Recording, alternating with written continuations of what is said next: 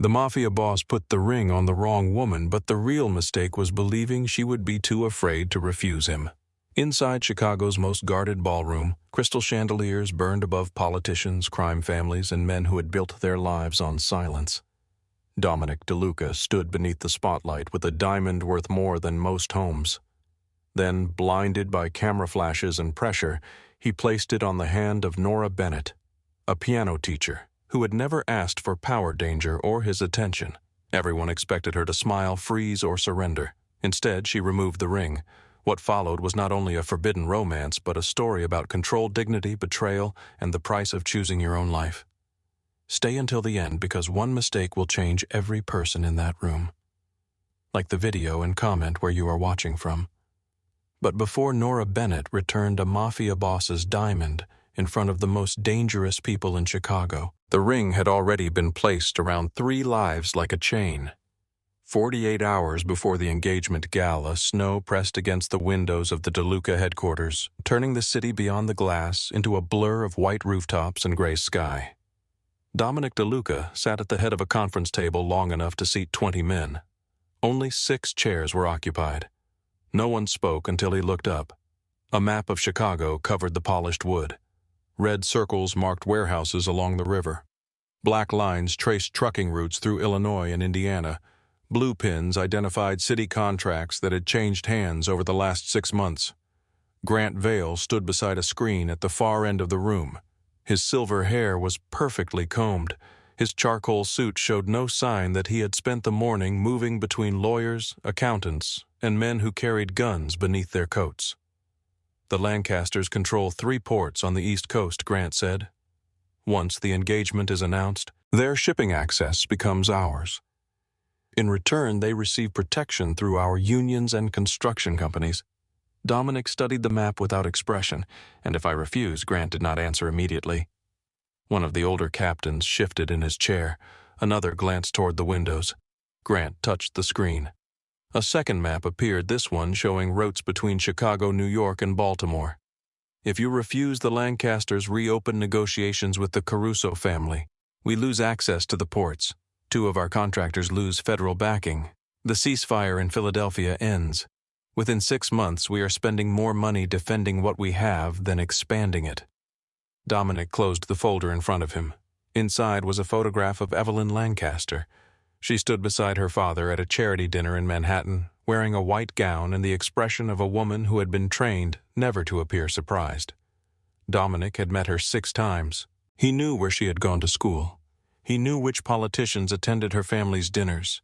He knew the value of the trust fund she would receive upon marriage. He did not know what music she listened to. He did not know whether she liked winter. He could not remember ever hearing her laugh.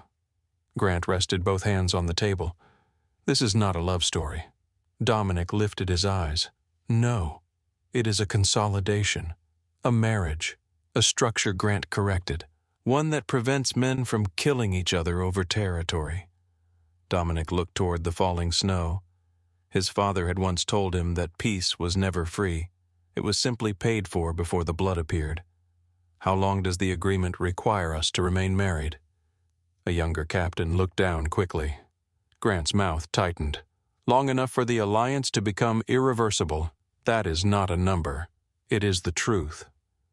Dominic opened the velvet box beside the file. The diamond inside had belonged to his grandmother. His father had given it to his mother after 20 years of marriage, not on their wedding day. Dominic remembered his mother wearing it while she played piano in the drawing room of their old house. The ring had flashed whenever her right hand crossed over her left. She had been dead for 16 years. Now the diamond was being used to secure freight access. Dominic shut the box. Schedule the announcement. No one celebrated. Grant gave a quiet nod as though a machine had finally accepted the correct instruction. Across the city, Nora Bennett was arguing with a 7-year-old about Middle C. Maple Street Music House occupied the first floor of a narrow brick building in Bridgeport. The front windows fogged during winter lessons. The radiators clanged whenever the heat came on. A crack ran across the ceiling above the recital room, and someone had covered it with paper stars painted by the younger students. Lily Carter sat at an upright piano with her arms folded. I played it wrong again. Nora stood beside her, one hand resting on the back of the bench. You played one note wrong. It was the important note. They are all important. Then I ruined all of them. Behind Lily, 5 other children waited with small keyboards balanced on folding tables. One boy had already begun tapping his pencil against his teeth. A girl near the window was practicing silently on top of her knees. Nora pulled another chair beside the piano and sat down. Play the measure again. Lily stared at the keys. No. All right. Nora placed her own hands in her lap. They sat in silence. The radiator knocked 3 times. Lily looked sideways. Aren't you going to make me know you're the teacher? And you are the person with the hands. Lily frowned. Nora leaned closer to the music. How many notes are in the measure 12? How many did you play correctly? Lily counted beneath her breath. 11. So, 11 notes did exactly what you asked, and 1 note got confused. Notes don't get confused, neither do fingers, people do. A few of the children smiled. Nora pointed toward the keyboard. Why are you letting 1 note tell the story of all 12? Lily uncrossed her arms. She placed her fingers on the keys and began again. The melody moved carefully through the room. At the 7th note, Lily hesitated. Nora tapped the beat against the bench. Lily continued. This time she reached the final chord. The children applauded. Lily tried not to smile and failed. Nora placed a gold star on the corner of the sheet music. You earned that, for playing it right, for starting again. After the lesson, the children pulled on coats and scarves while their parents waited near the entrance. Nora knelt to zip Lily's jacket, then reminded a teenage student to take his music home instead of leaving it beneath the bench for the 3rd week in a row. When the final family left, silence settled over the center. It was never complete silence. Old buildings breathed, pipes clicked, floorboards complained. Somewhere above them, a television played behind a thin apartment wall. Nora's assistant, Maya Collins, emerged from the office holding a stack of envelopes. You need to see this. If it is another invitation to buy printer ink at a discount, I am not emotionally prepared. It is from the building manager. Nora took the envelope. The letter inside was only 1 page. The roof above the rehearsal room had deteriorated faster than expected. Water had entered the insulation. Repairs had to begin within 2 weeks. If the payment was not made, the room would be closed until the problem was resolved. Nora read the amount twice. Maya watched her face. We have enough for half. We have enough for the first payment. And the heating bill. Nora folded the letter. We pay that too, with what Nora walked into the rehearsal room. A brown water stain had spread across one corner of the ceiling. Beneath it sat 3 donated cellos and a cabinet filled with children's percussion instruments. Maya followed. We could raise tuition for the spring term. No. $10 a student. No. Most families can manage $10. Most is not all. Maya sighed. Nora, you cannot keep charging based on what everyone could afford 5 years ago. The parents who can give more already donate, and the ones who cannot, they are the reason this place exists. Nora carried the cellos away from the damaged corner. Maya leaned against the doorframe. You could call Adrian Cole's office again. I called twice last year. He was touring. He also did not return the messages. He is one conductor. He is the conductor who controls the Community Arts Fund. Maya glanced toward the office. There is another offer. Nora stopped. What kind of offer? Maya handed her a printed email. The Halcyon Hotel needed a pianist for a private engagement gala on Saturday evening. Formal clothing was required. The performer would sign a confidentiality agreement and pass a security check. The payment was almost exactly the amount needed for the first roof installment. Nora looked at the figure. This is too much for background music. That is what I said. Who is the client not listed? Who sent it? An event coordinator who refused to say. Nora read the security instructions. No personal electronics, no guests, no photographs. Identification required at 3 separate checkpoints. Maya folded her arms. This is either a celebrity wedding or a meeting of people who bury celebrities. Nora looked up. You watch too many crime shows. You do not watch enough. Nora read the payment again.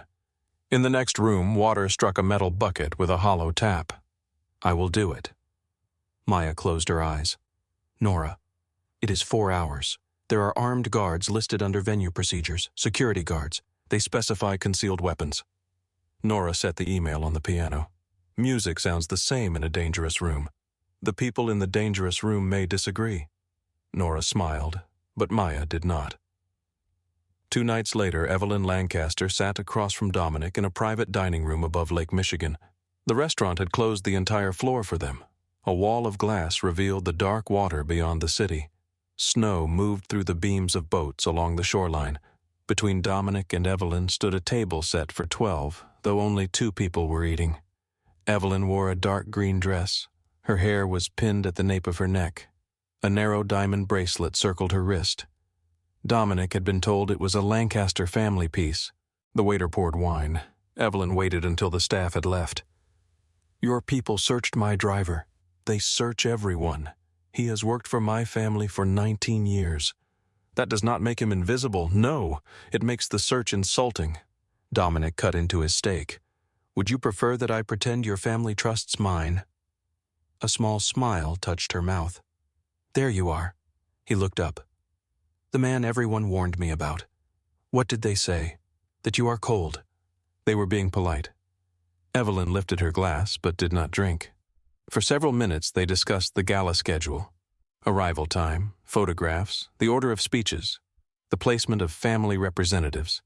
It sounded less like an engagement than a military operation. When the waiter returned, Evelyn asked him to leave the bottle and dismiss the staff for the remainder of dinner. The door closed. Her shoulders lowered slightly. "Do you want this marriage?" Dominic set down his knife. Outside, a wave struck the seawall. "I want the conflict between our families to end." "That was not my question." "No." Evelyn looked through the glass. "At least we agree on something. You could refuse."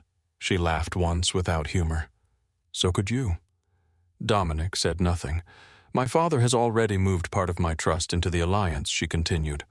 "If I walk away, he will freeze the rest. My brother gets my seat on the foundation board. Every newspaper from here to New York calls me unstable. Money can be replaced. Not every prison has bars, Dominic." Her voice was calm, but her fingers tightened around the stem of the glass. He understood more than he wanted to. She turned back toward him. "I do not expect romance. Neither do I. I expect discretion. You will have it. And respect." Dominic met her gaze.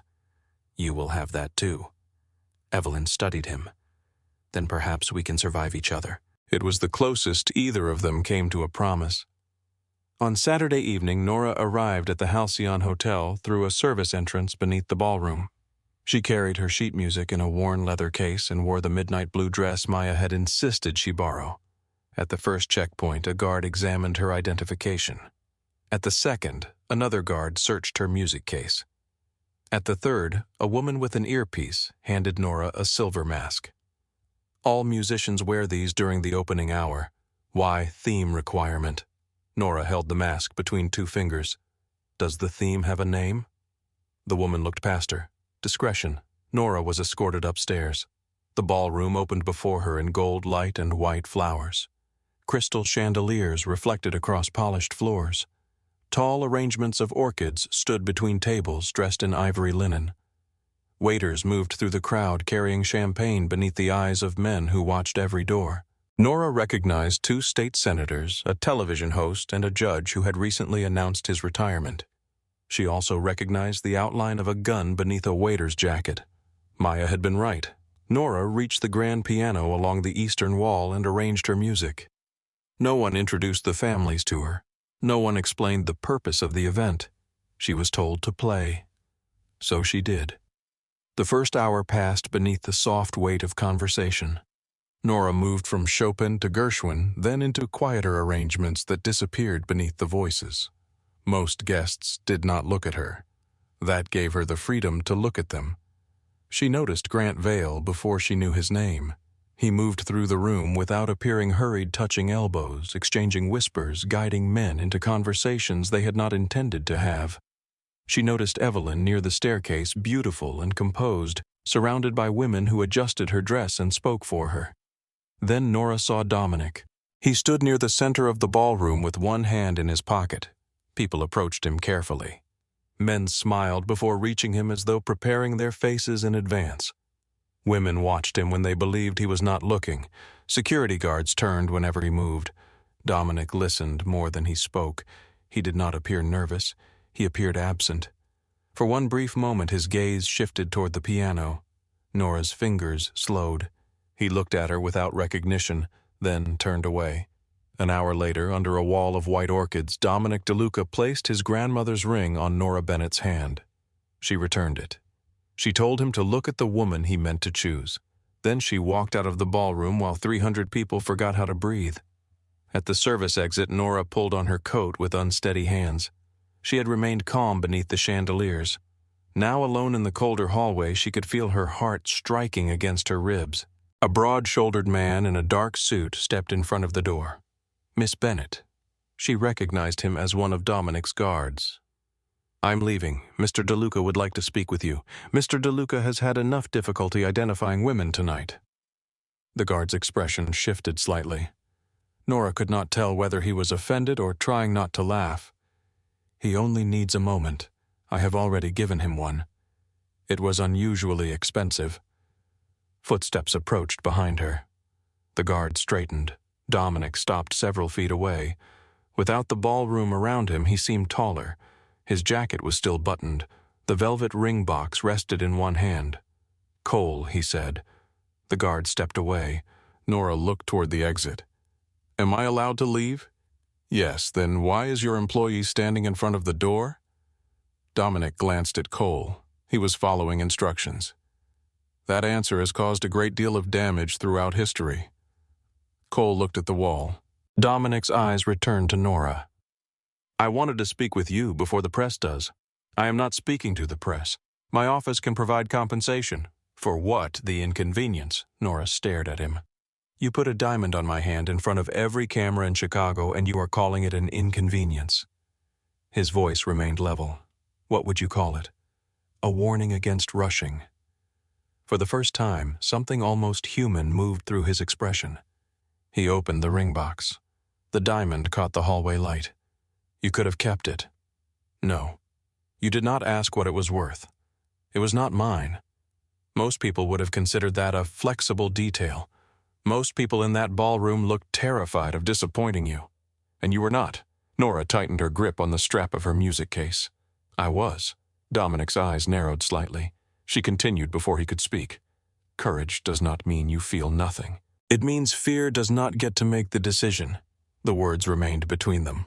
A door opened at the far end of the hallway. 2 hotel employees appeared, saw Dominic, and quietly turned around. He looked at the worn leather case in Nora's hand. "You were hired to perform. Yes, you completed the contract, until your engagement became interactive." Again that almost smile. It disappeared quickly. Dominic reached into his jacket and removed an envelope. Nora did not take it. "The agreed payment is being transferred," he said. "This is additional." "No, you have not counted it." "I do not need to." "Why?" "Because accepting money after refusing the ring would make the refusal meaningless." Dominic studied her face, perhaps searching for calculation. He found none. Nora stepped toward the door. "I am not selling interviews. I am not keeping photographs. I am not interested in becoming part of your family dispute. What do you want?" The question sounded unfamiliar in his mouth. Nora looked at him. "To go home." Dominic moved aside. She pushed through the service door into the winter night. Snow had begun falling again. Nora walked toward the street without looking back, but she could feel Dominic standing in the doorway until she reached the corner. By sunrise, her face was everywhere. A photograph of Dominic holding her hand appeared on television before the morning traffic report. Another showed the ring beneath the ballroom lights. A third captured Evelyn entering the stage as Nora turned toward her. The headlines grew less accurate with every hour. "The mystery woman who stole the Lancaster diamond. Chicago pianist becomes accidental Mafia bride. Was the wrong proposal planned?" Reporters gathered outside Maple Street Music House before the first lesson. Nora entered through the back alley carrying coffee and found Maya waiting beside the office window. "There are 11 cameras outside." 12, Nora said. "One is behind the blue van." Maya looked at her. "You counted them. I was avoiding eye contact." A phone began ringing, then another. The center's main line flashed continuously. Maya picked up one call, listened for 3 seconds, and hung up. A producer wants you on a morning show. No. A magazine wants exclusive photographs. No. Someone offered $50,000 for the story of your secret relationship. I met him for less than 30 seconds. They said that makes it more mysterious. Nora removed her coat. A small group of parents waited in the hallway. Their children stood close beside them. Mrs. Carter approached first. Are the men outside dangerous? Nora crouched so Lily could see her face. They are reporters. My grandma says reporters can be dangerous. Mrs. Carter closed her eyes. Nora smiled gently. Your grandmother is sometimes correct. Lily pointed at Nora's hand. Where is the ring I gave it back? Was it pretty? Very. Then why did you give it back? Nora glanced at the parents. Because pretty things still belong to people. Lily considered this. Can we still have piano? Nora stood. Yes. She opened the classroom door. We are starting on time. At DeLuca headquarters, Grant placed a stack of newspapers on Dominic's desk. This has to end today. Dominic looked at Nora's photograph on the front page. She has refused every interview. That does not matter. It matters to me. Grant's expression sharpened. The Lancasters are demanding a public explanation. Their people believe the woman was planted. By whom? Rivals, journalists, someone inside the hotel. Do you believe that Grant hesitated for half a second? No. Dominic noticed. Grant sat across from him. We say she misunderstood the ceremony. We say she stepped onto the stage seeking attention. We express regret and announce a new engagement date. You want me to accuse her? I want you to preserve the alliance. She did nothing. Truth does not control the story. Dominic leaned back. There it is. What the sentence you use whenever you want me to ignore what happened? Grant's voice cooled. Men like us do not survive by admitting mistakes. Dominic looked again at the photograph. Nora's hand was open. His was closed around the ring.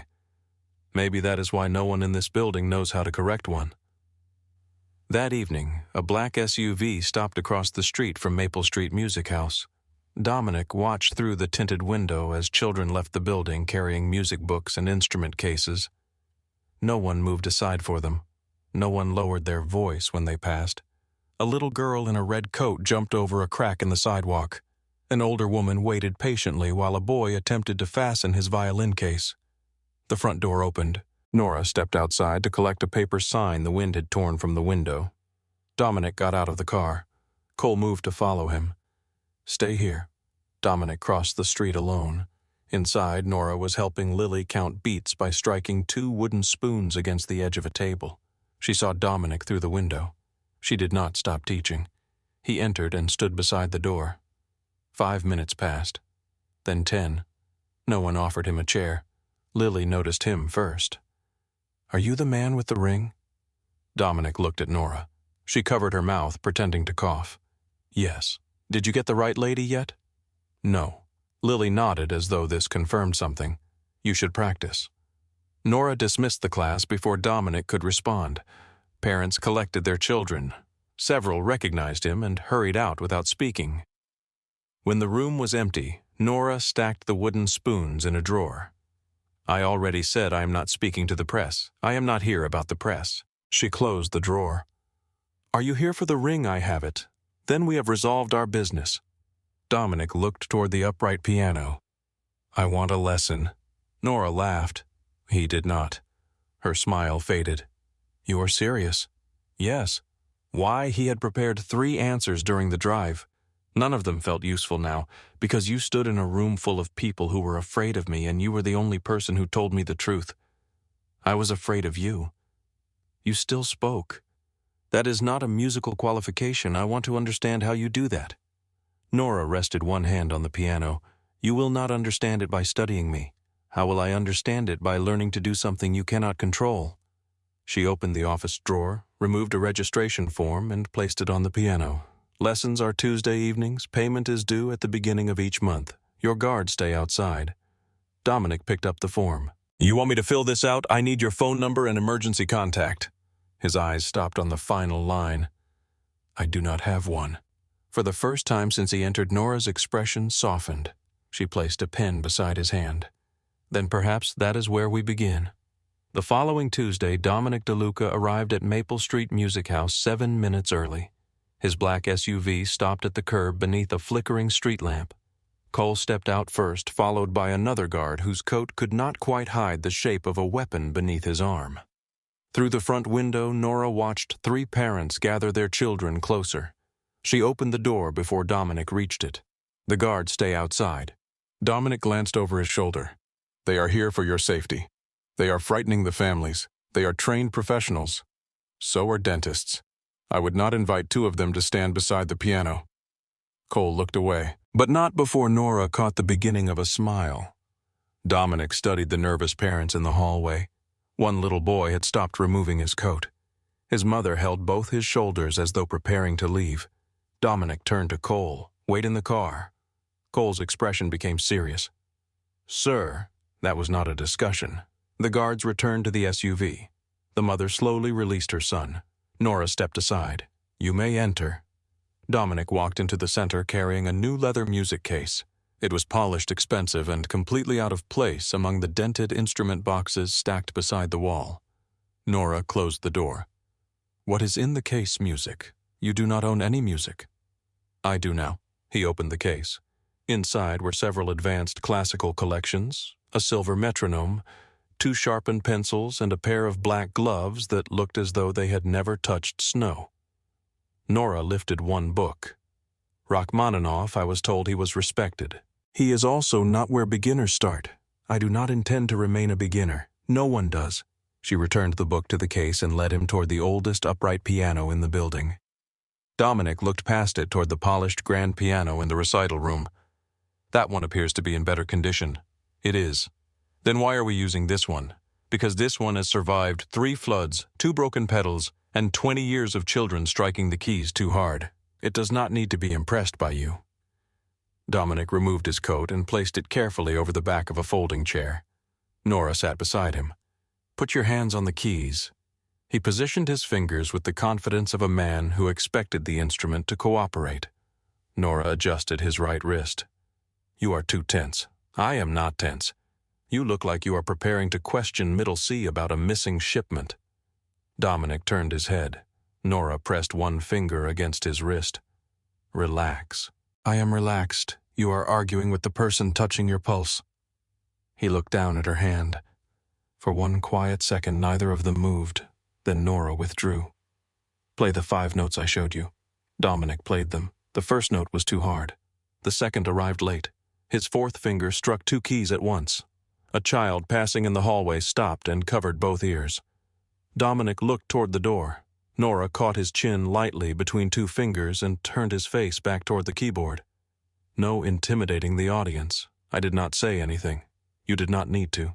He tried again. The result was worse. Dominic stared at the keys as though they had betrayed him personally. Nora folded her hands. What happened? The instrument is uneven. The instrument played correctly for 6 children this afternoon. They have smaller hands. That is not an advantage. It appears to be. Nora leaned closer. You are trying to force the sound out. That is how keys work. No, you press them. You do not punish them. Dominic's mouth tightened. Again. He repeated the exercise until the notes began to separate from one another. By the end of the lesson, he could play a simple pattern without rushing the final beat. The door opened. Lily Carter walked in carrying a sheet of glittering stickers. Her grandmother waited behind her. Lily examined Dominic's music. Did he practice? This was his first lesson, Nora said. Did he do good? He did well. Dominic looked at Nora. You corrected her grammar, but not my hand position. I can repair only one crisis at a time. Lily peeled a gold star from the sheet and pressed it onto the inside cover of Dominic's music book. He stared at it. What is this A star? I can see that. You get 1 when you try hard. I completed the assignment. That is trying hard. I do not need a sticker.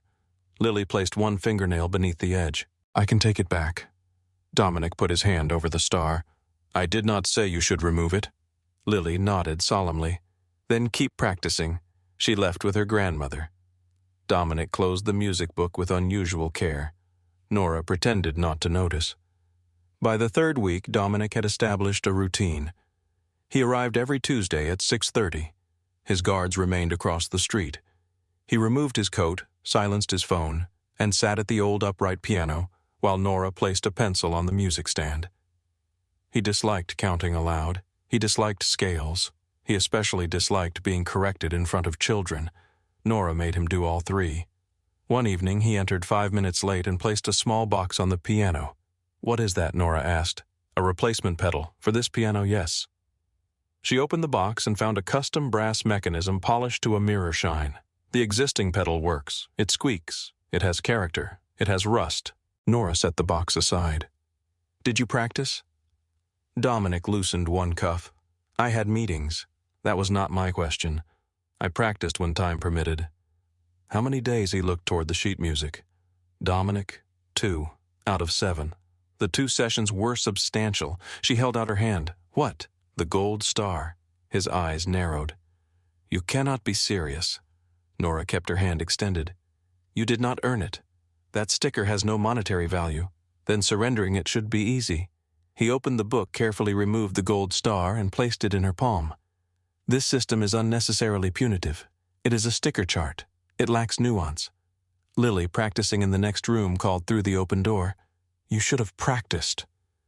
Dominic looked toward the wall. Nora tapped the first measure with her pencil. From the beginning, he practiced every day after that. The lessons began changing him in ways no one at DeLuca headquarters understood. Grant noticed that Tuesday evening meetings were no longer accepted. Captains learned not to call between 6:30 and 7:30 unless someone was bleeding. Cole began carrying Dominic's music case beside folders containing financial records and surveillance reports. During negotiations, Dominic caught himself counting slow beats beneath the table.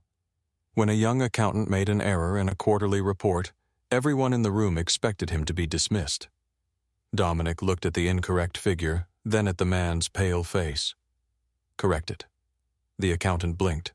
"Sir, bring me the revised report tomorrow."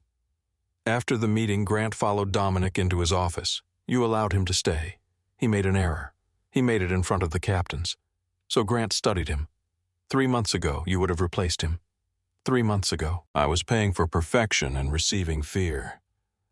Grant's expression remained neutral. "That teacher is affecting your judgment." Dominic placed his music book inside a drawer. "No, she is affecting my patience. In our world, patience is often mistaken for weakness." Dominic closed the drawer, only by impatient men. At Maple Street, Nora noticed the change, too. He no longer looked toward the door whenever someone laughed. He began greeting the parents instead of passing them in silence. He learned the names of several students, though he pretended not to remember them when they became too comfortable around him. One afternoon, Nora found him kneeling beside Lily's bench, repairing a loose screw with a pocket tool. "You carry a screwdriver, I carry several useful things." Lily watched him work. "Do you carry candy? No, then you carry one useful thing." Dominic tightened the screw. Nora leaned against the doorway. "You are early." The meeting ended. Meetings do not usually end. People escape them. He looked up. "Do you want the bench repaired or not? I want you to admit you enjoy being needed." He returned the tool to his pocket. "I enjoy solving problems. That is not the same thing." "It often is." Nora's smile faded slightly. "No. Solving a problem can make the other person unnecessary. Being needed means allowing them to remain part of the answer." Dominic stood. "You turn every sentence into a piano lesson. You turn every piano lesson into a negotiation." That evening, Nora placed a new piece of music in front of him. The first notes were soft and familiar. Dominic's hands froze above the keys. Nora stopped. "What is it?" He did not answer. She looked at the title. "Do you know this piece? My mother played it." His voice had changed. It was quieter, stripped of command. Nora waited. Dominic lowered his hands into his lap. She played it after dinner. The house would be full of men talking downstairs. I would sit on the floor beside the piano and pretend to read. Why pretend she knew I was listening? Nora sat beside him. "Did she teach you the first page? Why did you stop?" He looked at the sheet music. "She died." The radiator clicked in the silence. Dominic's eyes remained on the first measure. After that, every note sounded like something I could not get back. Nora did not tell him she was sorry. The words would have been too small. She moved closer on the bench. "Then do not play it to bring her back." He turned toward her. What should I play it for? To remember that she was here. Nora placed her right hand over the higher keys. Start with me. Dominic took a breath. They played the first page together. He missed the third note, then the seventh. Nora did not stop him. Their shoulders nearly touched. His left hand carried the melody his mother had once taught him. Nora's notes moved gently above it. When they reached the final chord, Dominic kept his fingers on the keys. Nora looked at him. His eyes were wet, though no tears fell.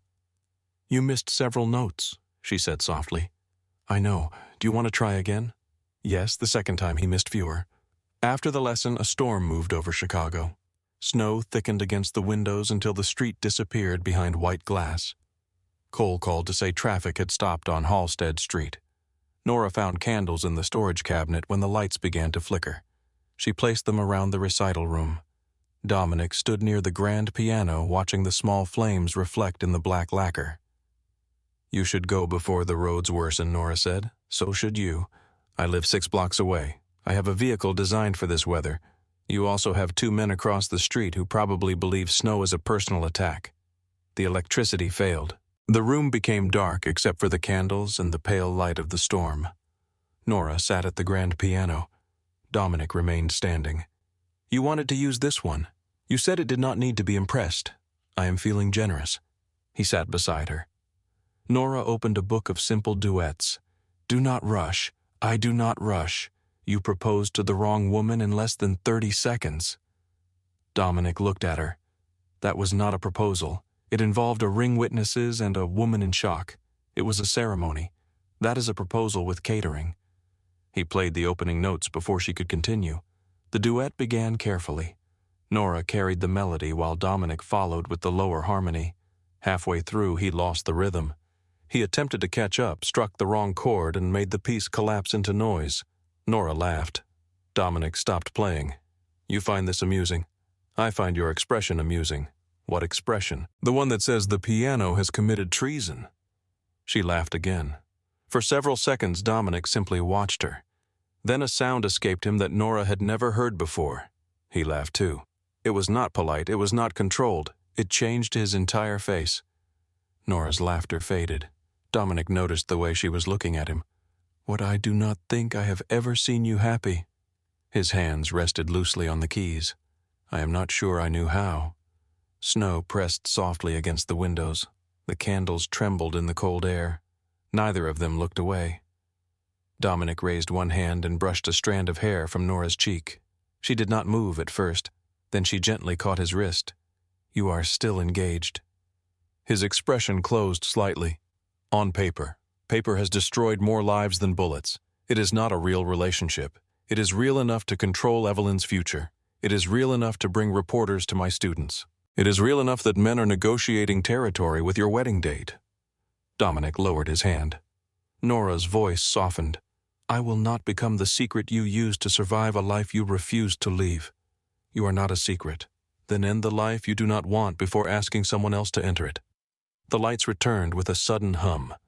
The moment between them vanished beneath the brightness. 2 days later, Grant placed a new engagement schedule on Dominic's desk. The Lancasters want the announcement repeated next month. Dominic did not touch the paper. No, Grant remained standing. They have already approved the date. I did not. The council expects this resolved. Then the council can learn disappointment. Grant's face hardened. You are risking shipping access political support and the loyalty of men who have served your family for decades. Loyal men do not require a wedding to remain loyal. They require stability. Dominic pushed the schedule back across the desk. Find another source of it. Grant looked at him for a long moment. This attachment is being interpreted as weakness. Dominic thought of Nora's hand around his wrist. He thought of her telling him that fear could exist without making the decision. Then let them misunderstand me. That same evening, Nora stood before a group of parents in the Maple Street recital room. The ceiling had begun leaking again. A bucket waited beneath the stain. We are holding a community concert next month, she said. Students, parents, former students, anyone willing to play. A father near the back raised his hand. What if we are not very good? Then we will have an honest concert. The room filled with nervous laughter. Dominic stood near the door unnoticed by most of the parents. Nora saw him. After the meeting, he approached the piano. "How much do you need?" She began stacking chairs. "We need an audience." I asked how much money. "I know. I can fund the concert. You can contribute. I can cover everything. That would make it your event. It would make it paid for." Nora stopped moving chairs. "This place survives because people believe they belong to it. If you pay for every chair, every light, and every instrument, they become guests in something that used to be theirs." Dominic looked around the worn room. "What do you suggest donate anonymously? Buy a ticket. Sit with everyone else. You want me to attend as an ordinary guest. I want you to discover that ordinary is not an insult." He took a chair from her hands and carried it toward the wall. "What should I wear something that does not require an armed convoy?" His mouth curved. Outside, Cole watched through the window as Dominic DeLuca stacked folding chairs beneath a ceiling full of paper stars. Inside his coat, the velvet ring box remained where he had carried it every day since the ballroom. For the first time, he did not reach for it. The night of the Maple Street concert arrived with rain. It came down in silver lines beneath the streetlights, darkening the pavement and shining across the windows of the old neighborhood theater Nora had rented for the evening. The building had once shown silent films. Its red velvet seats were faded. Gold paint peeled from the balconies. The heating system groaned whenever someone opened the front doors. To Nora, it was perfect. Parents carried music stands through the lobby. Children ran between rows of chairs with programs in their hands. An elderly man argued with a volunteer about whether his trumpet needed its own seat. Backstage, Nora moved from one performer to another. She adjusted collars, found missing sheet music, and reminded a nervous teenager that breathing was not optional. Lily stood near the curtain in a red dress, pressing the same piano key on a silent practice board. "I forgot the middle." "You forgot it yesterday too," Nora said. "That is not comforting. You remembered it after you forgot. That is slightly comforting." Nora knelt in front of her. "You do not have to play perfectly." Lily looked toward the stage. "There are a lot of people. There are. What if they hear my mistake?" "They will." Lily's eyes widened. Nora smiled. "They will also hear everything you do after it." A volunteer called Nora from across the room. The front row is full. Already, they opened the doors 10 minutes ago. Nora crossed to the edge of the curtain and looked through a narrow opening. The theater was nearly filled. Families occupied most of the center seats. Teachers, local business owners, and former students filled the rows behind them. Several reporters stood near the back, though Nora had refused to reserve space for cameras. Dominic sat in the third row. He wore a plain dark suit without a tie. Cole sat 6 seats away beside the exit, close enough to react and far enough to appear uninvolved. Dominic was seated between Lily's grandmother and a retired mechanic who spoke to him with one hand resting on his cane. The retired mechanic said something. Dominic answered. Lily's grandmother laughed. Nora watched him for a moment longer than she intended. He looked ordinary there. Not harmless. Never harmless, but smaller, somehow separated from the rooms that had been built to magnify him. Maya appeared beside Nora. "You are staring. I am checking the audience. You have checked the same audience member 3 times. Nora let the curtain fall closed. "Is Samuel ready?" "He says he is leaving."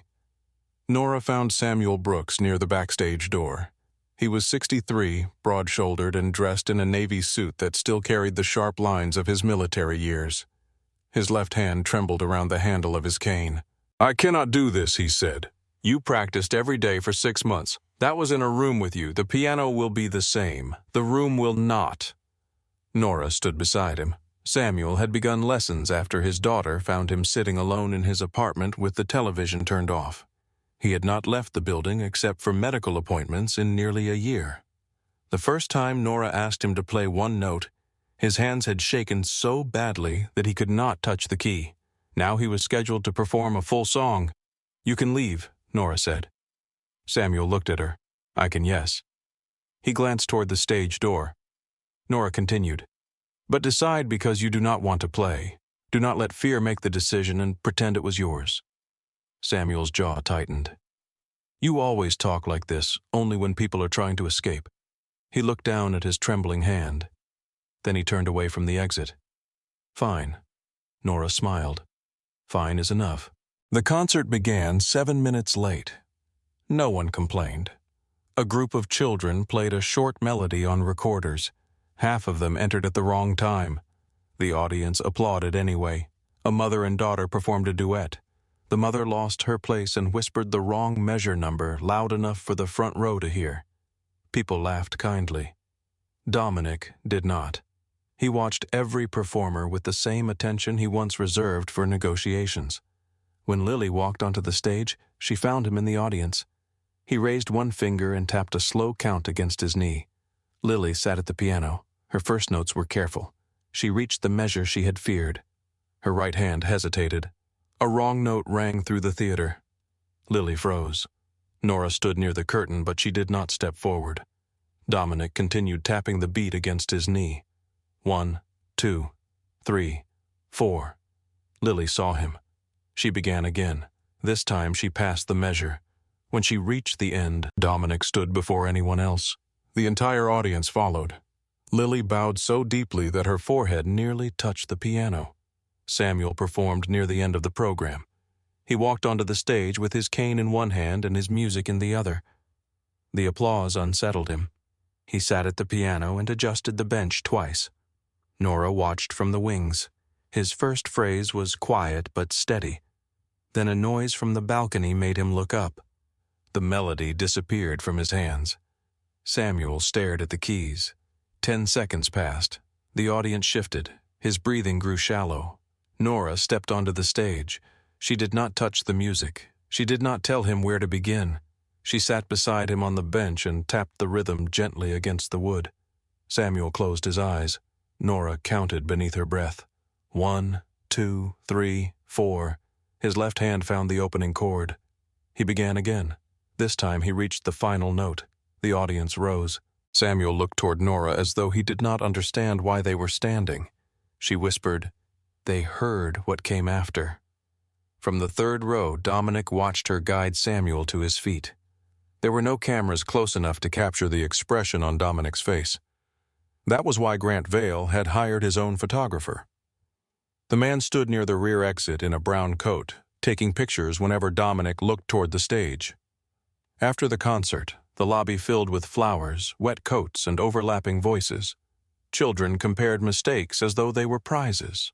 Parents gathered around tables covered with cookies and paper cups of coffee. Nora stood near the backstage entrance thanking volunteers when a tall man with gray at his temples approached her. "Miss Bennett?" "Yes." He extended his hand. "Adrian Cole." Nora recognized him immediately.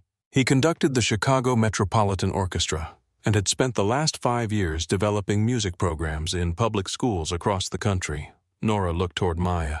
Maya was standing behind him with both hands pressed over her mouth. Adrian smiled. "I hope that means she has heard of me. She has called your office several times." Maya lowered her hands. "Nora, it was relevant." Adrian laughed. "I found one of those messages last month." Nora folded her arms. "Only one. My office protects me from my own responsibilities." He looked toward the stage where volunteers were moving music stands. "I came because someone sent me a recording of one of your classes." Nora glanced toward the parents. "Who a mother whose son stopped speaking after his father died?" "She said you taught him to answer through the piano before he was ready to answer people." Nora knew the family. She had not known about the recording. Adrian continued. "I am building a citywide orchestra program for students and adults who have never had formal access to music. I need someone who understands that teaching is not the same as selecting the most talented people in the room." Nora looked at him carefully. "What are you offering a conversation first?" He handed her a card. "If the conversation goes well, I would like you to direct the Chicago program." For several seconds, Nora forgot about the leaking roof, the reporters, and the man in the third row. The position could bring permanent funding to Maple Street. It could also take her into rooms she had stopped allowing herself to imagine. Adrian opened his arms. "May I congratulate you, or would that be premature?" Nora laughed and accepted the embrace. Across the lobby, a camera shutter clicked. The photographer captured Adrian's arm around Nora. Then he shifted his angle. Dominic appeared behind them in the frame. Grant received the image before midnight. He sat alone in his office with the city spread beneath him. On his desk were 3 photographs. Nora returning the ring. Nora laughing beside Dominic at the music center. Nora in Adrian Cole's arms while Dominic watched from several feet away. Grant placed the photographs in a row. His assistant stood near the door. "Which one do you want released, all of them? The first story is already losing attention. Then do not repeat it." Grant tapped the photograph of Adrian, changed the question, to what Grant leaned back. "Do not ask whether she wanted the ring." He looked at Nora's smiling face. "Ask how many powerful men she intends to collect." The first article appeared the following morning. Its headline did not accuse Nora of a crime. It asked whether her sudden rise was accidental. The second story reported that anonymous donors connected to the DeLuca organization had paid for the Maple Street concert. The third included a photograph of Nora embracing Adrian beneath the title, "A Teacher with Powerful Friends." By afternoon, local television panels were discussing whether the music center had become a public image project for organized crime. The lies were effective because they were built around facts. Dominic had attended lessons. He had donated money. Adrian had offered Nora a professional opportunity. Grant simply rearranged the truth until it resembled guilt. Nora refused every request for comment. That silence was described as calculated. When she continued teaching, commentators called it a performance. When she canceled an interview, they said she was protecting her connections. When she accepted Adrian's invitation to discuss the orchestra program, a photographer waited outside the restaurant. 2 days later, a corporate donor suspended its contribution to Maple Street. The email arrived during Nora's morning class. Maya read it twice. "They are concerned about reputational exposure." Nora continued sorting sheet music. "They were not concerned when the ceiling leaked. They want an independent review of our finances. They can have one. They also want us to remove every photograph of Dominic from the center. There are no photographs of Dominic. There is one on Lily's sticker board." Nora looked toward the hallway. A photograph from the concert showed Dominic standing beside Lily after her performance. He was wearing a gold star on his lapel. "Leave it." Maya lowered the email. "We cannot afford to lose them. We cannot remove a child's photograph because adults are frightened by a headline." The front door opened. A father entered with his 10-year-old son. He did not remove his coat. "Nora, can we speak?" She saw the decision on his face before he said it. He was withdrawing his son from lessons until the situation became clearer. He apologized 3 times. Nora told him she understood. She did not ask him to stay. By the end of the week, 3 families had left. The insurance company announced an unexpected review of the property. A reporter followed Lily's grandmother from the center to her car. Someone called the main office and asked whether Nora chose students based on their parents' connections. Then, just before dawn on Friday, a brick came through the front window. The sound woke the family in the apartment above. Nora arrived before the police. Rain blew through the shattered glass. Red paint covered the front wall. "Mob school." The letters ran downward in uneven lines. Nora stood in the dark lobby holding a bucket and sponge. She began scrubbing. The paint had already soaked into the brick. Her hands shook. She scrubbed harder. Glass cracked beneath her shoes. A car stopped outside. The front door opened behind her.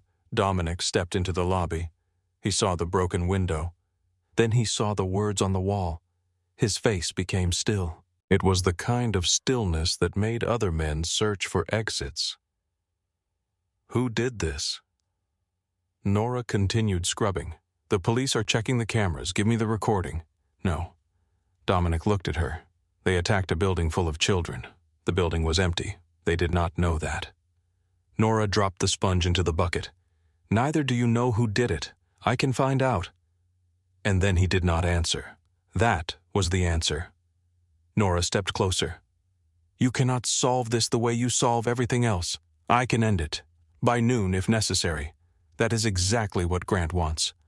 Dominic's expression changed. Nora pointed toward the office. "Every article uses the same language. What language? Control the story. Protect the alliance. Restore stability." Dominic looked toward the painted wall.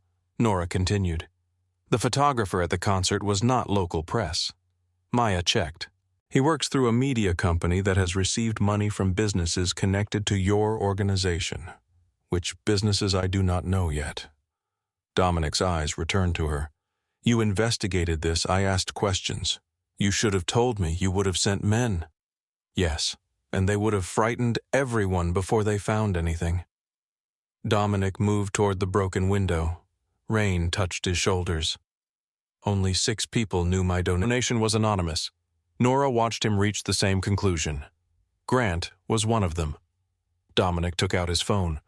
Nora caught his hand. No bodies. His gaze dropped to her fingers around his wrist. He came after you, then prove it. Dominic looked at her for a long moment. The rain sounded against the remaining glass. He lowered the phone. I will have Cole place guards nearby. Not at the door. Across the street. No visible weapons. You are negotiating security after someone threw a brick at you. Yes. His mouth tightened. Across the street, he agreed. 2 days later, Nora learned that Dominic had purchased the mortgage on the Maple Street building. She discovered it in a letter from the bank. The document thanked her for her cooperation and informed her that all future payments would be processed through a holding company. Nora read the company name.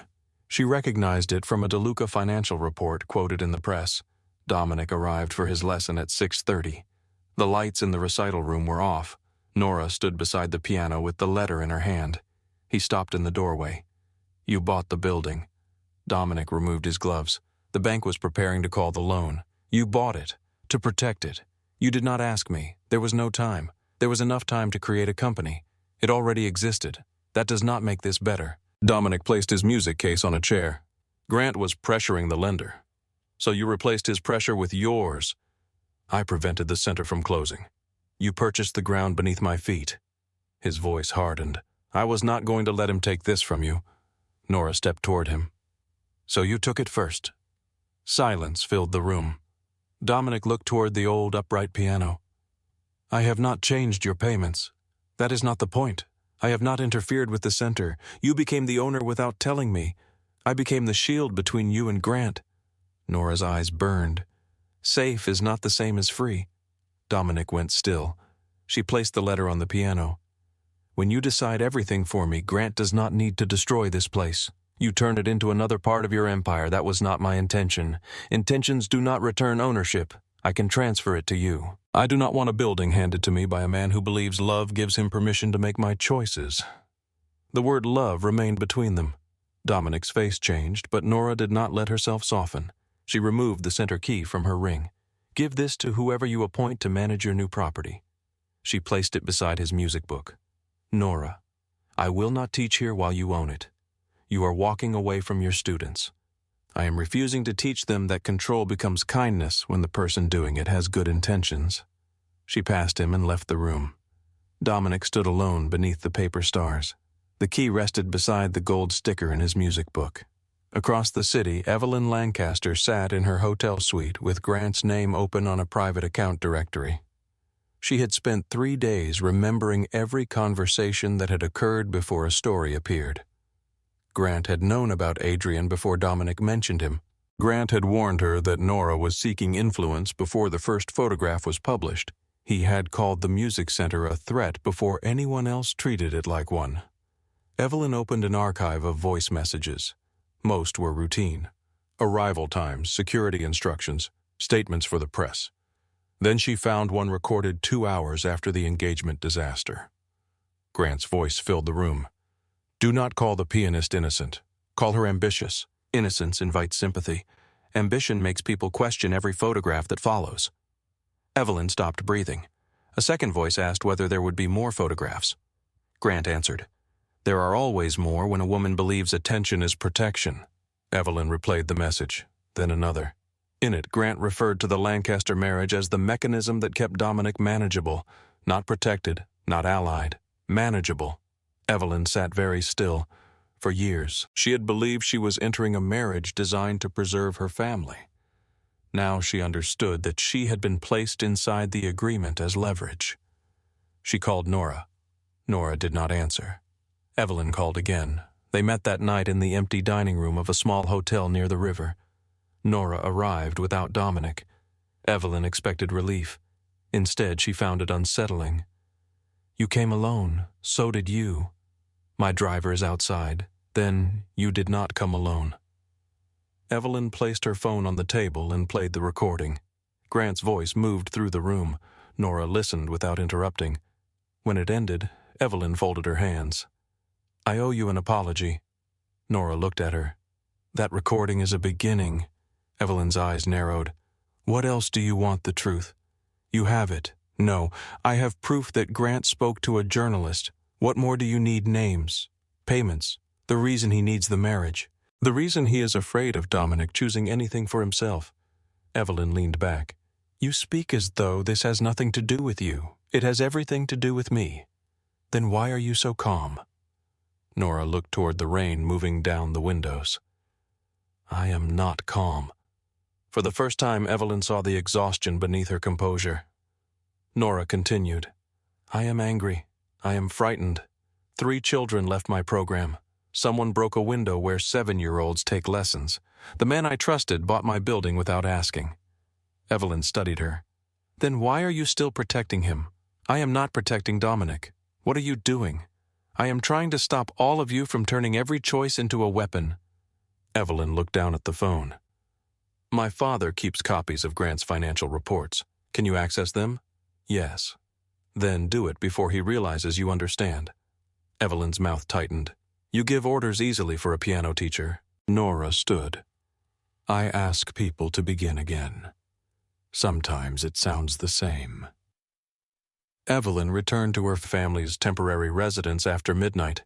She used her father's private access code to enter the financial archive. The files were buried beneath shipping reports and charitable accounts.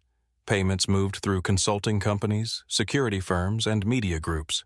The names changed. The destinations did not. Several transfers led back to businesses controlled by Grant. Evelyn photographed every page. Then the hallway outside the study creaked. She closed the file. A shadow passed beneath the door. Her phone vibrated.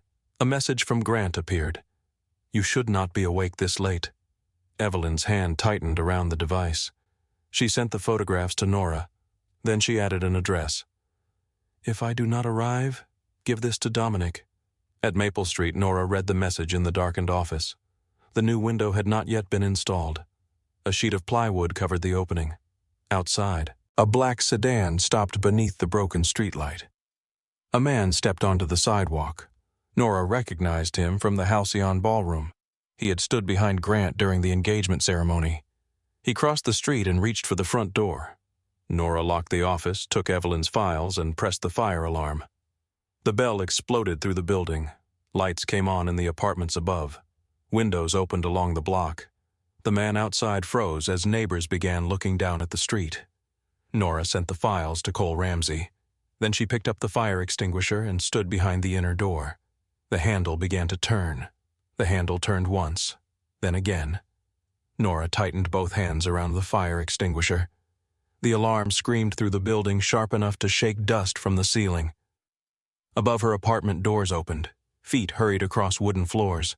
Someone shouted down the stairwell. The man outside pushed harder. The inner door moved half an inch before the lock caught. "Nora Bennett," he called through the wood. "Mr. Vale only wants to speak with you." Nora stood behind the wall beside the entrance where he could not see her through the narrow pane of glass. "Then he can make an appointment." The man struck the door with his shoulder. The frame cracked. Nora pulled the safety pin from the extinguisher. Another blow shook the hinges. Across the street, lights appeared in more windows. A woman leaned out from the second floor and began recording with her phone.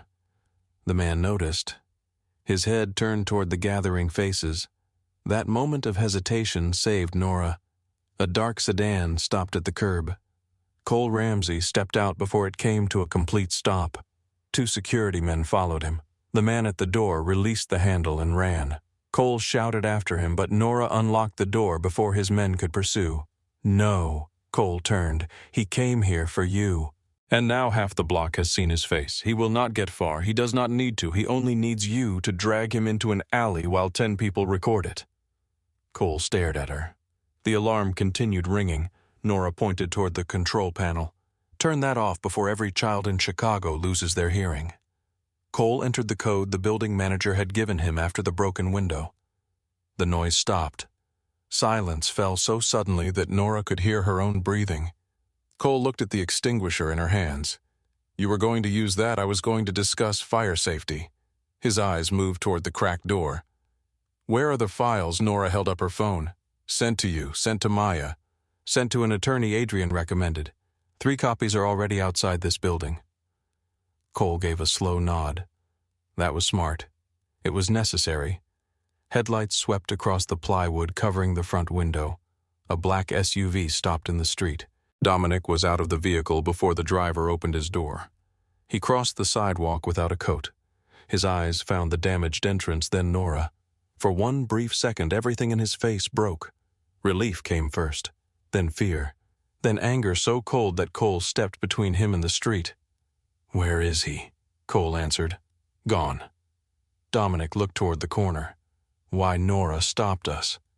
Dominic's gaze shifted back to her. She placed the extinguisher on the floor. "No bodies. He came here to take you. He came here because Grant believes you will react exactly the way he expects." Dominic moved closer. "And what reaction would satisfy you, Evidence?" His voice lowered. "You could have been hurt." "I know. You could have been taken." "I know. You are standing in a building with a broken door telling me to be patient." Nora looked straight at him. "Yes." His jaw tightened. "Do you understand what you are asking?" "I am asking you to prove Grant is guilty before you punish him. I do not need a court to tell me what he intended, no, but everyone else does." Dominic stared at the cracked frame. Cole handed him a phone. Evelyn sent financial records. Nora forwarded everything. Dominic scrolled through the images. Payments, consulting fees, security contracts, media retainers, companies whose names changed from page to page while the account numbers repeated. His expression hardened. "How much? We do not know yet," Cole said. "Enough to explain the stories. Maybe more. Find Evelyn." Cole made a call. No answer. He tried again. Still nothing. Nora picked up her coat. "I know where she was supposed to meet me." Dominic looked at her. "You are not going. She trusted me with the address. She also may have led Grant directly to it. That is why I'm going." "No." The word landed with the weight of command. Nora stopped. Dominic saw the change in her face. He closed his eyes for a moment as though hearing himself from outside his own body. When he spoke again, his voice was different. "Please stay here." Nora did not soften. "Why?" "Because I cannot think clearly while you are in danger. That is honest. It is also true." She looked toward Cole. "Send people to Evelyn. Quietly. No sirens. No weapons visible unless someone draws first." Cole waited for Dominic. Dominic nodded. Cole left with both guards. The street outside slowly emptied. Neighbors closed their windows. The building returned to darkness. Dominic stood across from Nora beneath the damaged ceiling. "I bought the mortgage because I thought control was the same as protection." Nora said nothing. "I was wrong." The apology did not repair the door. It did not return the center. It did not erase the fear of the last 10 minutes. But it was the first sentence he had offered without defense. Nora looked at the files on her phone, then corrected. Dominic nodded. "I will." Evelyn was found before dawn in a private garage beneath her family's Chicago residence. Her driver had been dismissed. 2 men loyal to Grant were waiting near her car. Cole's team reached her before they could move her to another vehicle. No shots were fired. 1 man escaped. The other surrendered when Evelyn stepped from behind the car and aimed her father's revolver at his chest. When Dominic arrived, she was seated on the hood of a black sedan with the weapon resting beside her. Her hair had come loose. Blood marked the side of one hand where she had broken a window to trigger the garage alarm. "You are late," she said. Dominic looked toward Cole. "He means thank you," Cole replied. Evelyn's laugh was exhausted. Dominic picked up the revolver and checked the chamber. "You knew how to use this. My father believes daughters should understand every weapon used to control them." She slid down from the hood. "Grant knows I accessed the accounts. He knows more than that." Dominic handed the weapon to Cole. "He sent someone to Maple Street." Evelyn's face changed. "Is Nora alive?" "Yes. Then he failed twice tonight." Dominic looked at the garage exit. He will not get a third attempt. Evelyn stepped in front of him. If you kill him now, my father will deny everything. Grant's allies will erase the accounts. The council will call this a personal dispute over a woman. He threatened 2 women. He threatened the alliance. That is the language they understand. Dominic studied her. You sound like Nora. She is infuriating. Yes, and correct. Dominic said nothing. Evelyn pressed a folded sheet of paper into his hand. I found a private ledger. The full copy is stored in New York. This page contains the access code. Why give it to me? Because I am finished being traded.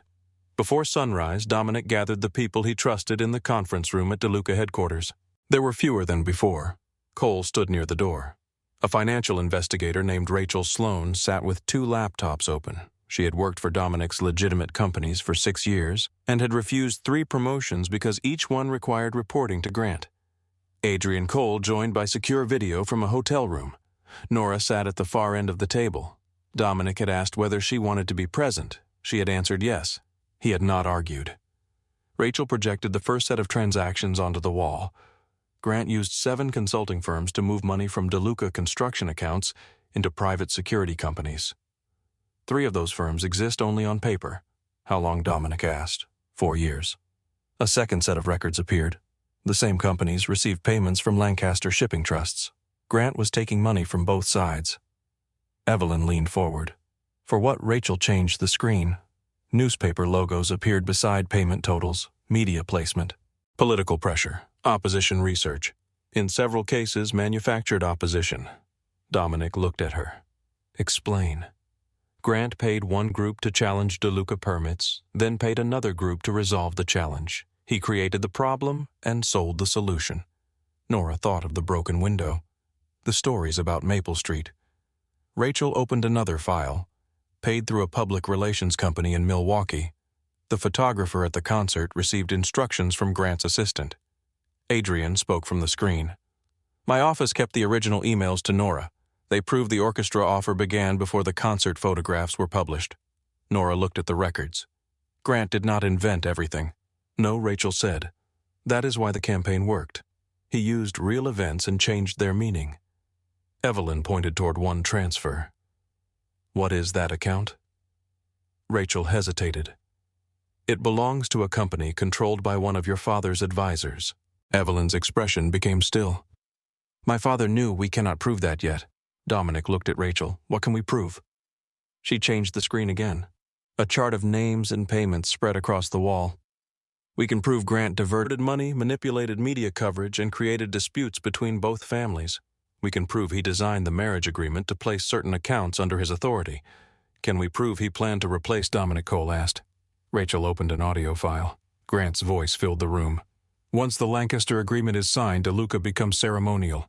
His captains will follow whoever controls the ports. If he resists, we create a crisis he cannot survive. The recording ended. No one moved. Dominic stared at the dark screen. Grant had sat beside him at his father's funeral. He had taught Dominic which captains could be trusted. He had chosen the men who guarded Dominic's home. Now every act of loyalty seemed to contain a hidden price. Nora watched him close his hand around the edge of the table.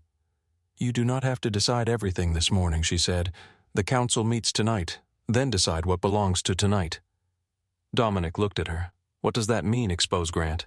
End the engagement. Protect the center. The rest can be handled when anger is no longer making every choice. Evelyn folded her arms. You make it sound simple. No, Nora said. I make it sound separate. Dominic looked again at the evidence.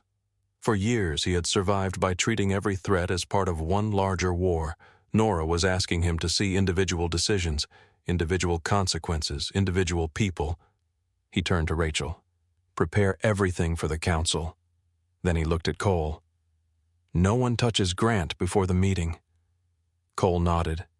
Evelyn leaned back. My father will defend him. Then he can do it in front of the evidence. Nora stood. I need to open the center. Dominic looked at the time. You have not slept.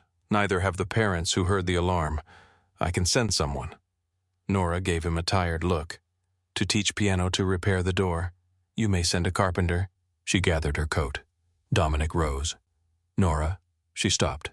I will return the building today. Her face remained unreadable. How not to you? He looked toward the financial records on the wall.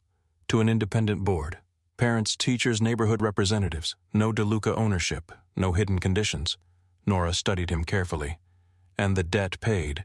That is still your money. It will be recorded as a public donation through a legal business. The board can refuse it. Can I? Yes. The answer came without hesitation. Nora held his gaze. Then prepare the documents. By late afternoon, the transfer papers were complete. Dominic brought them to Maple Street himself. The cracked door had been repaired. A temporary window filled the broken frame. The red paint had faded to a pale shadow against the brick. Inside the recital room, Nora sat at a folding table with Maya and 3 parents. An attorney reviewed every page. Dominic waited near the piano. No one offered him special treatment. The attorney finally removed her glasses. The board owns the property. Mr. DeLuca has no voting rights, no authority over programs, and no claim to future proceeds. Nora looked at Dominic. No private agreement? No. No right to reverse the transfer? No. No security condition? None. Maya whispered. You asked that 3 times. I wanted 3 answers. The attorney slid the documents toward Nora. She signed as temporary chair of the community board. Then she pushed the pen toward Dominic. He signed beneath the transfer statement. When it was finished, he placed the center key on the table. Nora picked it up. You could still lose the alliance tonight, I know. You could lose your ports, I know. Your captains may leave, I know. And if you are doing this because you expect me to forgive you, then you have learned nothing. Dominic looked at the old upright piano. The gold star remained inside his music book. I am not doing it so you will choose me. He faced her again. I am doing it because you were right. Nora closed her fingers around the key. She did not forgive him. She did not reject him. She simply nodded. It was enough. The council met beneath a private club near the Chicago River. The chamber had no windows. Dark wood covered the walls. Portraits of dead men watched from gilded frames. A long table divided the room into families, territories, and old grievances. Dominic entered with Cole. Evelyn walked beside him. Her father, Richard Lancaster, was already seated across from Grant. He stood when he saw her. Where have you been? Learning what my future was worth. Richard looked toward Dominic. What did you do? Evelyn answered before he could. He asked questions. You should try it. Grant sat at the far end of the table. His face revealed nothing. On the table before him rested the engagement agreement and the velvet ring box. Nora was not present. Dominic had not asked her to enter a room where every man would measure her value by his reaction. Grant waited until everyone was seated. The families are gathered to restore stability after several weeks of unnecessary distraction. Dominic looked at the ring box. Grant continued. The DeLuca and Lancaster agreement remains the strongest path to peace. Mr. DeLuca will sign the revised terms tonight. The engagement ceremony will be repeated privately. Evelyn laughed. It was a single quiet sound. Every head turned. Grant's eyes narrowed. Richard Lancaster leaned toward his daughter. This is not the place. It is exactly the place. Grant placed one hand on the agreement. Miss Lancaster is under considerable strain. I am under no strain. She stood. I am simply no longer obedient. Her father's face darkened. Sit down. No. Dominic watched the room react. Some men looked offended. Others looked afraid. Grant kept his attention on Dominic, signed the agreement. Dominic opened the folder. The first page listed the ports. The second listed shared companies. The third described the marriage as a permanent bond between families. He closed it. No. The word moved through the chamber like a gunshot. Richard stood. You gave your word. I agreed to a negotiation designed by a thief. Grant's expression did not change. You are making an accusation without evidence. Dominic signaled to Cole. The portraits on the far wall disappeared behind a projection screen. Financial records appeared, dates, account numbers, payments. The first murmurs began. Grant remained seated. Documents can be altered. Rachel Sloan entered through the side door with 2 attorneys. The original records had been verified through 4 banks. Grant looked at her. You work for DeLuca? I work for the companies you stole from. A second screen displayed messages between Grant's office and media consultants. Photographs of Nora appeared beside instructions for captions and headlines. Richard Lancaster's eyes moved toward Grant. What is this a defensive media strategy? Evelyn stepped forward. You called my marriage a mechanism for controlling Dominic. Grant finally looked at her. You misunderstood a private discussion. She played the recording. His own voice filled the chamber. Once the Lancaster agreement is signed, DeLuca becomes ceremonial. Several captains shifted away from Grant. Dominic watched their loyalty move before their bodies did. Grant rose slowly. You are allowing a piano teacher to destroy decades of work. She did not move the money, Dominic said. She gave you the weakness to question me. No, you gave me the reason. Grant looked around the table. This man was feared before she entered his life. Now he apologizes to teachers. He asks permission to protect children. He gives property away to people who have no power to hold it. Dominic stood. I was obeyed. He looked at the men seated around him. That is not the same as being respected. Grant's mouth twisted. You think respect will preserve your organization when the Lancasters withdraw their ports? Now then, what will Dominic look toward the engagement agreement? Whatever remains when borrowed loyalty is gone. Grant reached inside his jacket. Cole moved first. So did 3 other guards. A gun appeared in Grant's hand. He did not aim at Dominic. The side door opened.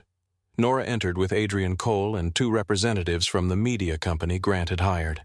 Grant turned toward her. Dominic stepped between them. The chamber erupted. Chairs scraped across the floor. Men reached for weapons. Cole shouted for everyone to hold position. Grant pressed the gun against Dominic's chest. You see what she made you? Dominic did not move. No. His voice was calm. I see what you needed me to remain. Evelyn lifted her phone. One final recording played through the room. Grant's voice spoke clearly. If DeLuca refuses the marriage after the first quarter, the accident must appear internal. His captains should blame each other. By the time they understand, control of the ports will already have transferred. Grant looked toward the men who had once followed his orders. One by one, they lowered their weapons. Cole took the gun from his hand. Grant did not resist. He looked at Dominic with something close to pity. You think giving me to the authorities makes you clean? No, Dominic stepped aside. But killing you would make me exactly what you need me to be. Federal financial investigators were waiting outside. Rachel had sent the verified records before the council began. Grant was led from the chamber without ceremony. Richard Lancaster closed the engagement folder. The alliance is over. Dominic nodded. So is the marriage. You will lose the ports. I know. 3 captains will leave you by morning. Then they were never mine. Richard looked at Evelyn. You are coming home. She met his gaze. No. You have no idea what you are giving up. For the first time, I do. She removed the Lancaster bracelet from her wrist and placed it on the table. Richard left without touching it. The cost arrived quickly. Before sunrise, 2 DeLuca captains transferred their loyalty to rival families. By noon, a shipping contract in Baltimore was canceled. A state senator returned every call from Dominic's office unopened. 3 construction projects were placed under review. Grant's arrest appeared across every news channel in the city. Dominic's name appeared beside words like fraud, corruption, and organized crime. He spent the next several weeks with attorneys, auditors, and federal investigators. He opened the records of every legal company under his control. Some advisors called it surrender. Others called it panic. Dominic called it necessary. Maple Street reopened 3 days after the council meeting. The children arrived carrying flowers, homemade signs, and too many cookies. The faded red paint remained visible beneath the new coat on the front wall. Nora refused to cover it completely. It happened, she told Maya. We do not need to pretend it did not. Dominic returned for his lesson on Tuesday. He arrived without Cole, without guards, without the leather music case. He carried a stack of folding chairs from the storage room. Lily stood in the doorway holding her sticker chart. You missed 2 lessons. I was occupied. That is not an approved excuse. I was speaking with federal investigators. Lily considered this. Did you practice? Dominic looked toward Nora. She was seated at the piano waiting. Yes, every day, 5 days, out of 7, yes. Lily placed a silver star beside his name. Dominic frowned. This is not gold. Gold is for 7 days. He accepted the judgment. Nora opened his music book. The first page contained the lullaby his mother had taught him. "From the beginning," she said. Dominic sat. He placed his hands on the keys. Before playing, he looked at her. "I started changing because of you." Nora remained quiet. "I am continuing because I finally understand what I became." She studied him. "Change that depends on another person disappears when that person leaves. Then stay long enough to see whether mine does." Nora placed the metronome beside the piano. No shortcuts, Mr. DeLuca. His fingers found the opening chord. He played the first measure correctly, then the second. On the third, he struck the wrong note. Dominic stopped. Nora waited. He looked at the key, took a breath, and began the measure again. Dominic played the measure again. This time, the note landed exactly where it belonged. Nora did not praise him. She simply turned the page. For the next 3 months, Dominic returned every Tuesday evening. Sometimes he arrived from meetings with federal investigators. Sometimes he came directly from courtrooms where attorneys questioned every company his family had built. Once he entered the music center after midnight because a delayed flight had made him miss his scheduled lesson. Nora found him sitting alone at the upright piano with the lights off. "You are aware lessons normally happen while the teacher is present." Dominic looked toward her. "I was practicing. In the dark, I know where the keys are. That explains several things." She switched on a lamp and placed her coat over a chair. Dominic looked tired. The changes in his life had not been painless. He had sold several businesses after investigators found that Grant had used them to conceal illegal payments. 3 longtime captains had left Chicago. Men who once called him every morning no longer answered his calls. His organization had become smaller. His name had become less powerful in certain rooms. Yet every week he appeared at Maple Street with his music book beneath his arm. Nora noticed that he no longer looked angry when she corrected him. He listened. He tried again. Sometimes he still attempted to solve problems without asking. She could see the instinct move across his face before he stopped himself. That pause mattered. One evening a pipe burst beneath the rehearsal room. Dominic stood beside Nora as water spread across the floor. "I know someone who can repair this tonight." Nora looked at him. He took a breath. "May I call him?" "Yes." His shoulders relaxed. "You look surprised." "I am appreciating your progress. I have been asking permission for months. You asked whether you could bring coffee. That was less dangerous than purchasing real estate." He almost smiled. "Do you want coffee?" "Yes." "May I purchase it?" "Do not ruin the moment." The spring recital was scheduled for the first Saturday in May. Nora insisted that every student perform, including Dominic. He refused when she first mentioned it. "I attend the recital. This year you are playing." "I am not a child. Several children are better than you. That does not support your argument. It supports mine perfectly." Dominic closed his music book. "I do not perform. You speak in front of rooms filled with armed men.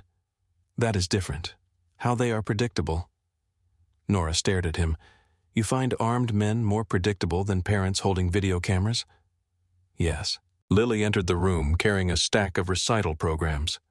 "Are you scared?" Dominic looked at her. "No." "Then you should play. I did not say I was scared." Nora crossed her arms.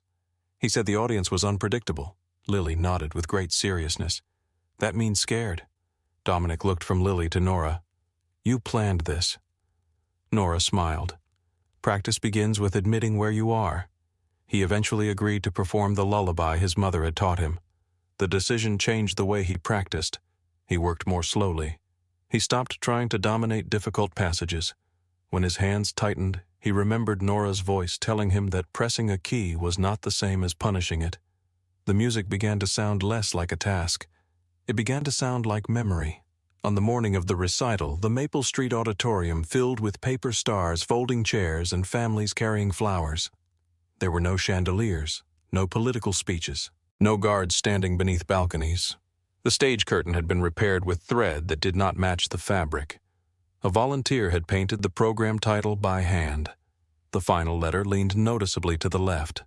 Nora stood backstage adjusting a boy's collar when Maya entered with a box of programs. The front row is reserved. For whom parents of the youngest students. What about Dominic? He said he does not need a reserved seat. Nora glanced toward the curtain. Dominic stood near the lobby doors carrying chairs. He wore a simple dark suit without a tie. A gold star remained attached to the inside of his music book. A father approached him and pointed toward the second row. Dominic moved 3 chairs without argument. Lily watched from the stage. "That row is crooked." Dominic looked at it. "It is straight. It looks straight from where you are standing." He walked to the center aisle and examined the chairs again. Lily was right. Dominic moved them. Nora stepped beside him. "Who are you, and what have you done with Dominic DeLuca? You made me practice." The room quieted as the recital began. Children performed short pieces. Adults played songs they had once been afraid to attempt. Samuel Brooks returned to the same piano where he had frozen during the charity concert. His hands still trembled. This time he continued without Nora joining him. When he finished, Dominic stood and applauded. Samuel found him in the audience and nodded once. Near the end of the program, Nora walked to the center of the stage. Our final performer began lessons because he believed discipline could solve anything. Laughter moved through the auditorium. Dominic looked at her from the side aisle. Nora continued. He has since discovered that discipline cannot replace patience, that listening is not a form of surrender, and that gold stars must be earned. Lily clapped loudly. Dominic walked onto the stage. The applause unsettled him more than he expected. He had addressed hundreds of men without notes. He had negotiated while guns rested beneath tables.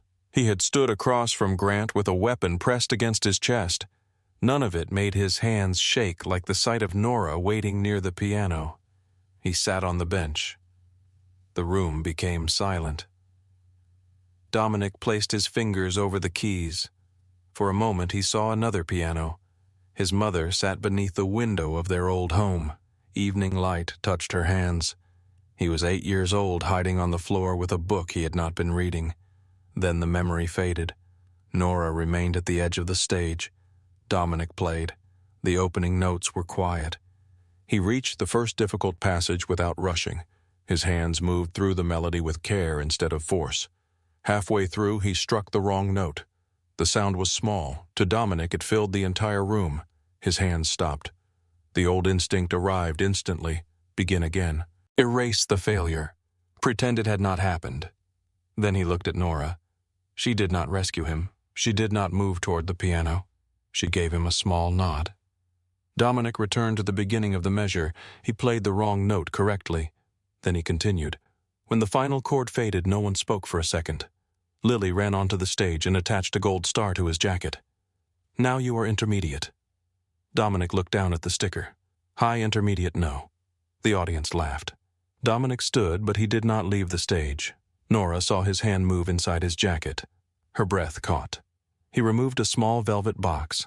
A murmur traveled through the room. Lily looked at Nora. "Is that the same ring?" Nora could not answer. Dominic walked to the center of the stage.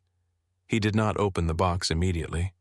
"The first time I held this ring, I was standing beneath a chandelier in a room full of people who expected me to make a decision." His voice remained steady, but Nora saw the tension in his shoulders. "I believed the important thing was completing the ceremony. I did not look at the woman in front of me. I did not ask what she wanted." He opened the box. The Lancaster diamond caught the warm stage light. Several people recognized it. The ring represented an agreement between families who treated marriage like property. I carried it because I believed duty mattered more than choice. Dominic removed the diamond and held it between his fingers. "This ring means nothing unless the woman receiving it chooses to give it meaning." Nora stood near the piano, unable to move. Dominic did not approach her. He remained several feet away. "Nora Bennett, may I come closer?" The question struck her more deeply than the sight of the ring. Months earlier, he would have crossed the room because he wanted to. Now he waited. Nora nodded. Dominic stepped toward her. He stopped within reach. Then he lowered himself onto one knee. The audience became completely still. Nora looked down at the most powerful man she had ever met. He appeared more vulnerable than he had with Grant's gun against his chest. "This time I know exactly who you are," Dominic said. Nora laughed softly through the tears gathering in her eyes.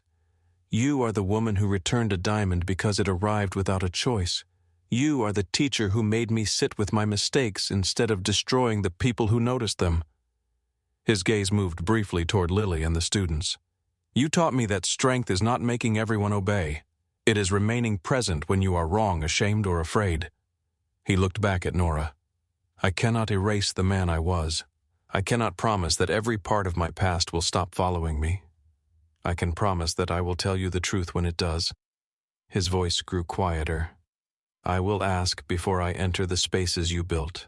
I will listen when your answer is no. I will not mistake love for ownership.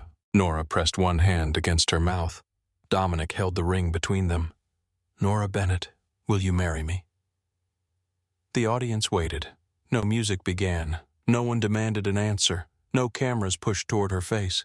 Dominic did not reach for her hand. Nora lowered herself until they were at eye level. You understand that marrying me does not make Maple Street yours? Yes. You understand that I will disagree with you in public? I assumed that was included. A few people laughed. Nora kept her eyes on him. You understand that your guards are never bringing weapons into a children's recital. They have already submitted formal complaints. That sounds like a personal problem. It does. Her expression became serious.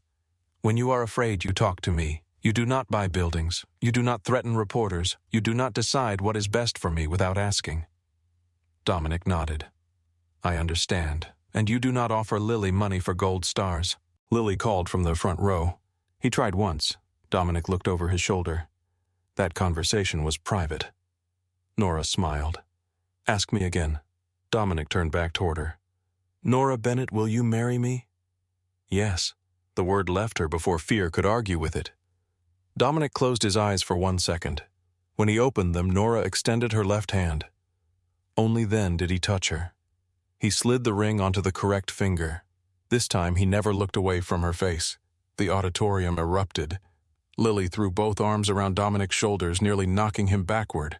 Parents stood. Samuel clapped beside the piano. Maya cried openly and made no attempt to hide it. Dominic rose and placed one hand against Nora's cheek. May I kiss you? Nora laughed.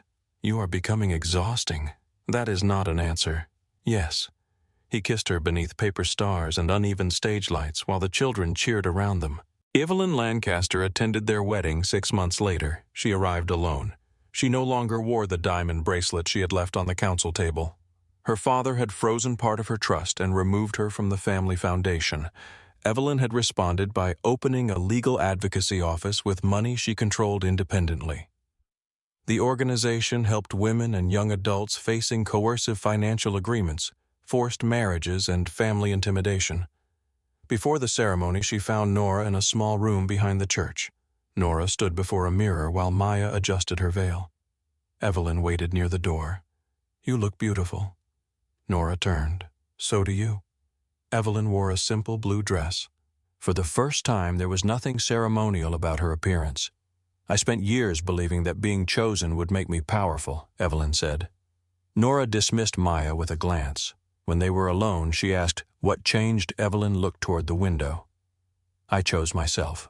Nora smiled. It suits you. Evelyn hesitated. I was cruel to you. Yes, I expected you to make that easier.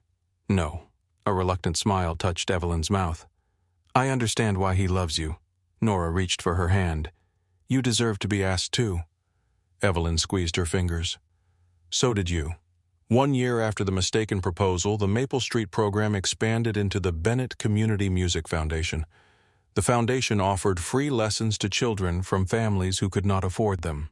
It created classes for veterans, older adults, and people rebuilding their lives after incarceration. Nora remained artistic director. Dominic served on the financial board without controlling its programs. Every donation was public. Every contract was reviewed. When he disagreed with Nora, he asked questions before offering solutions. He did not always succeed. He continued practicing. His remaining businesses operated under legal oversight. Some men still feared him. Others believed he had become weak. Dominic no longer cared which word they used. At the foundation's anniversary recital, he carried folding chairs while Lily supervised. She was 8 now and had recently decided that authority suited her. That row is too close to the piano, she said. Dominic moved the chairs. Nora watched from the stage. You did not argue. I considered it. That is progress. During the recital, the nervous boy forgot the middle of his song. He stopped with both hands above the keys. The room waited. Dominic began tapping a slow rhythm against his knee. 1, 2, 3, 4. Nora joined him, then Lily.